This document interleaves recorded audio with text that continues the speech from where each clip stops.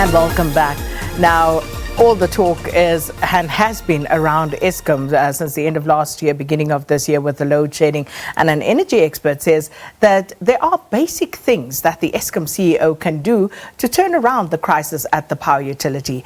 Vuslat Bayoglu, who is the executive chairperson of Canyon Coal, says that Eskom should not get involved in new investments in gas and nuclear production, but it should rather modernize its coal-fired power stations and focus on maintaining its renewable nuclear energy production. He also says that the power utility should invest in the maintenance of power plants and avoid shortcuts which would lead to dire consequences. Mr. Bayoglu joins us now to talk more about what can be done to rescue Eskom and the country from dark times. Thank you so much for coming through. Appreciate it. You're welcome. Good morning, Sakina. So you say that Eskom's problems are not insurmountable, because for many it kind of feels like it could be, because we only hear about the problems, right, and the solutions we don't seem to hear much of. But first of all, I think we need to accept that Eskom is a great asset for South Africa. We need Eskom, and Eskom needs to be successful, and we need to look at like how we can help Eskom's current management to solve the problems. I mean, as part of the industry, as a coal supplier, we feel like what happens at Eskom, and we also feel I live in this country, as a citizen of this country, I feel what's happening when the load shedding happens. So, like you said earlier, it starts with simple things. It starts with maintenance of the boilers. Eskom's current problem is, I heard earlier today, Eskom is not load shedding today. Now they're talking about load shedding daily. Are we going to load shed today or not? Which is not really healthy.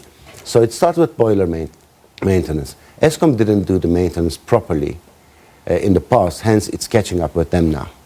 And it's affecting the availability and utilization of the power stations. So they need to start with the maintenance of the power stations, and then they have to be transparent to tell people what's happening. Because if the public knows what's going to happen in terms of maintenance of the boilers and the power stations, and if you're going to have load shedding beforehand, then they will be ready for it. But we can't have this permanent load shedding situation, and then people are not aware of what's going to happen. And it can't be daily information. It should be like, the public should be informed way before, so that people get ready for load shedding. So it starts with maintenance, and then second issue is Eskom's Medupi and Kusile power stations, which is way, it's too late. They were building these power stations for the last 8 to 10 years, and it's too late, and they spent a lot of money on it. Now they're in a debt spiral. The 450 billion rand debt that the Eskom is sitting is because of Medupi and Kusile. It's 9,600 megawatt, and it's brand new power stations. It's going to help the system to be very comfortable when they are fully in power and fully the installed power is fully usable. But they have issues with the contractors. They have issues with the boilers. They have so many issues in Medupi and Kusile. So they have to fix those problems.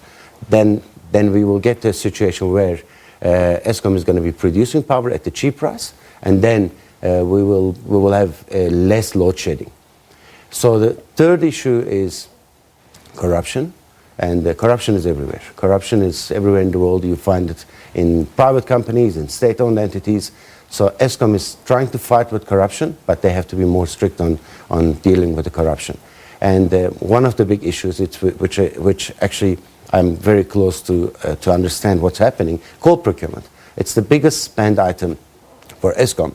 They spend a lot of money. They buy about 120 million tons of coal per annum from different companies, and they have to buy the coal at the right price. They have to buy the coal at the right quality, and coal mining industry has to help them to deal with that. And what we see in media, and what we also see in their 2019 annual report, that they are paying more than double, sometimes triple, when they buy on spot contracts and when they buy on emergency contracts, which is very dangerous. And government has to deal with that, and not government, sorry, Eskom has to deal with that, and government has to support Eskom's management when they're dealing with that. So Eskom should not buy coal under emergency disguise, because when they do that, they pay a huge amount of money. And then another thing is IPPs. So renewable energy is very important to reduce emissions. South Africa needs wind and solar, and we already have a world-class tender system which allowed the companies to bid, and they got granted 4,000 megawatts solar and wind, and Eskom has got its own also wind capacity, but renewable energy cannot replace base load power, which is coal or gas or nuclear energy. So base load, which is 24-hour energy production, is produced by either fossil fuels like gas and coal or diesel, or it is produced by nuclear power. It is not produced by wind and solar. So if you've got 100 megawatt wind power capacity, like in the case of Eskom, their yield is about 27%. So you get 27 megawatt production. But in the case of a fossil fuel or nuclear, you put 100 megawatt power station capacity, you get 100 megawatt power. So it's critical to deal with the base load. And all the discussions about like gas and nuclear and coal, South Africa doesn't have gas. And South Africa doesn't have gas infrastructure. South Africa doesn't have money to spend on nuclear power. That's a reality. Okay. But South Africa has got coal. Plenty coal. It's abundant. It's shallow. It's cheap to mine.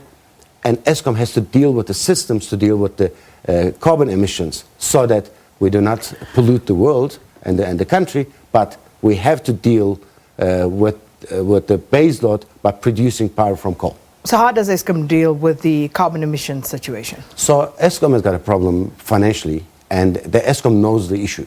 And they know that they have to deal with the filter system, they have to put the systems in place to capture the bad gases that's emitted, but they actually applied for an extension to I think, the Department of Environmental Affairs to deal with the carbon emission systems, because they don't have money. So Eskom should be stabilized first. When it starts making money again, then it has to invest in systems. So it's a matter of survival at the moment. Eskom cannot produce the base load power if it carries on like this. So they have to take the precautions, because if we don't have power, South Africa is going to be in the league of like third world countries, which we can't afford, because we cannot actually, we're talking about creating jobs, which is critical for any economy. How do you create jobs if you don't have power to give to the investors? Because jobs are created if foreign direct investment is coming. If a pharmaceutical company comes and invests, or if a smelter comes and invests, they need power. If you can't give them power, they can't invest, they can't employ people. So for our economy's health, we need Eskom to be working properly. And what I was saying earlier, again, renewable energy is complementary to what South Africa produces from coal-fired power stations. So renewable energy is going to be there, but the reality is we need to deal with the coal-fired capacity so that we got the base load. Mm-hmm. So your wind power and your solar power or your biofuel energy is going to be a bonus to the base load capacity. So most people are saying we should be going the renewable energies route, and if some could have their way, that would be the only way in which we generate electricity. And they might charge that you're saying what you're saying because you're playing in this space as someone who's involved in coal mining in this country. Right, Sakina, let me give you an example. Like Saudi Arabia, for instance, they produce their power from diesel generation mostly. Can somebody say that like Saudi Arabia should stop burning diesel, or can anybody say that Saudi Arabia should stop producing diesel because it's creating pollution and we should only use electric vehicles? No. If electric vehicles are used in a competitive and cost-efficient manner, then it's going to replace diesel use. So in the case of South Africa, we have cheap coal, we have abundant coal, so we have to burn coal to make power. But we need to deal with the emissions. So when it comes to renewables, if the sun doesn't shine, if the wind doesn't blow, we don't have power. Are we prepared to have a situation like that? So you got power during the day, but you don't have power during the night. Or if you got power when the wind blows, and you don't have power when the wind doesn't blow. So there's an issue of like storing the energy. If the humanity solves that problem in a cost-efficient manner, yes, then the renewable energy is a solution. But people give the example of like United States and Europe. There are different cases. Why? Because in the United States, the gas is very cheap, extremely cheap, and they started exploring gas from rocks in 1974. And they commercialized it, so there is plenty gas now. It's very cheap, and they burn the gas. And it's easy to handle. That's why they are stopping coal-fired power stations. Whereas in Europe, a country like Germany, for instance, they've got gas-fired power stations, they've got coal, they've got wind, they've got solar, they've got nuclear from France. So they have got options. Whereas in South Africa, we don't have options. What do we do if you stop coal-fired power stations? Can wind and solar power replace 40,000 megawatt, which is needed for a country that needs jobs to be created? No. The answer is no. Speaking of the coal procurement, you say we have cheap coal in South Africa. Right. Is that the case for Eskom? So Eskom has got three types of contracts. They have got cost-plus contracts, which is quite competitive for certain power stations. They've got medium-term contracts, and they have got short-term and spot contracts. Eskom is buying at very high prices on the short-term and spot contracts. That's the issue. But why? Why are they buying at high prices? I think it's a matter of inefficient procurement. That's what I would say, and that needs to be dealt with. And government is aware of that. Minister of Public Enterprises mentioned that they want to renegotiate those contracts, but it's critical for us to know, and we need a little bit of transparency. Not maybe a little bit. We need full transparency in terms of what Eskom is paying for the coal, because like I said, it's the most spent in terms of procurement. When they buy the fuel, they pay huge amount of money. Imagine 120 million tons of coal at a price of let's say 400 rand a ton or 300 rand a ton. It's huge amount of money. So as public, we need to know when Eskom buys coal or when Eskom renegotiates a coal contract, we need to know what's happening. Why is Eskom paying one company 3 times more than the other company? Because coal is same, either 20 megajoule or 23 megajoule. It's almost similar qualities. It's coming from Mpumalanga mostly and some from Gauteng. And why would Eskom pay different prices for the similar type of coal? That needs to be more transparent.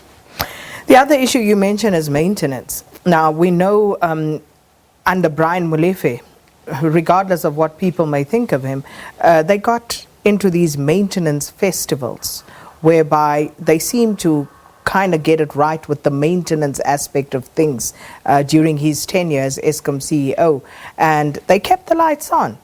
But we keep hearing this issue of maintenance and over again. Why is that such a difficulty? Why is that proving to be such a bugbear for Eskom? Look, I don't know what their issues are in terms of why they haven't done the maintenance on time, but it should be a stress grid. They may not have the necessary power to keep the lights on. Hence, they might have started delaying the maintenance, and that triggered a problem. And now they're in a situation where it's becoming bigger and bigger and bigger, and they have to solve the problem. But you're right. In the previous management, they kept the lights on. They had a problem in 2008. We had load shedding. After that, it was fixed. Now we are back to the same situation. It's mainly because of the maintenance. But it's clear that they admit that they've got a problem with the maintenance of the boilers and maintenance of the electrical system. Everything related to engineering, they've got a problem at the moment. And they have to draw a line. And you know, the other thing that we need to accept, and we need to actually say to the government, they should not interfere. If there's a management, whoever they chose, let them run the business. Because you cannot carry on interfering and changing people and putting pressure on people to make decisions, and then at the end, they make mistakes. Because, again, we were talking earlier, IPPs, for instance. Now, when we are trying to fix the problems of Eskom buying cheap coal, creating power at a cost-competitive way, then they go and buy power from IPPs, like wind and solar power capacity, who was created by private companies, at a ridiculously high prices. In 2019 report, they paid 208 cents per kilowatt hour to buy wind power and to buy solar power. Now, this is 208 cents that you pay, and then they sell it to the public at 100 cents. How would it work? So that's in their 2019 report, yes. Which means that was procured in the previous year. Yes. Has that price since come down at which they are procuring from IPPs? So government picked that up because the first phase of the IPPs, renewable IPPs, was priced very expensive, and they said they will renegotiate. So there was prices as high as 400 cents. So they renegotiated. It's coming down, but still, like, it should come to a point where Eskom should be making money. If they're buying power from a private company and then selling it to the public, they should be making money. Or they should be breaking even. But they should not be subsidizing. Because at the moment, a company sitting with 450 billion rand debt cannot afford to subsidize a company that's coming from Germany, or coming from Spain, or coming from China to build solar panels, to build wind power. We can't afford to do that. So we have to deal with our base load. And if the IPPs are selling at a competitive price, if somebody comes and sells Eskom at 80 cents a kilowatt hour or 60 cents a kilowatt hour, yes, why not? But if they're trying to sell it at 200 cents, it's easy to decide no. They can't afford. Just coming back to this procurement of coal, on an emergency basis by Eskom, how do they resolve that? So they created a problem, and I think, first of all, the people who bought the coal under emergency disguise, they have to be shown the door, because it's a big problem. So, I mean, it was on the media. Eskom buys from certain coal mining companies at 1,000 rand a ton, whereas that coal is supplied by many other companies at 300 rand a ton. So 3.5 times more. So I think Eskom management should bring these companies and tell them, okay, some people bought the coal at this price, we don't know why. We can say it's inefficient procurement, but now we have to fix it. So what are we going to do? Because we can't afford to pay you 1,000 rand a ton. What is the price that you are prepared to give us this coal? Or can we cancel this contract? Because one thing which I can say easily, there is coal available in the market. So Eskom should not feel panicked. They should go and negotiate and get the right price for the company. Because if Eskom fails, we will all fail. As a coal miner, I'm not trying to sell the coal at the highest price to Eskom. Why? I'm living in this country. How can you sell the coal to Eskom at a ridiculous high price and then feel good? Because the whole public suffers. If Eskom doesn't make it work, we will all fail. Economy will fail. At the moment, people are suffering. Business people, small and medium enterprises. Why? Because of the inflation. Why is there inflation? Because of the weak rand, because of high cost of power. If Eskom supplies the power at a cheap price, then everything is going to come down. So what it all sounds like is that it comes down to corrupt practices within the system, because, as you say, if coal is available, if coal can be procured at 3.5 times less than what Eskom is paying in certain instances, then one needs to question why then we are seeing the sort of practices that are taking place.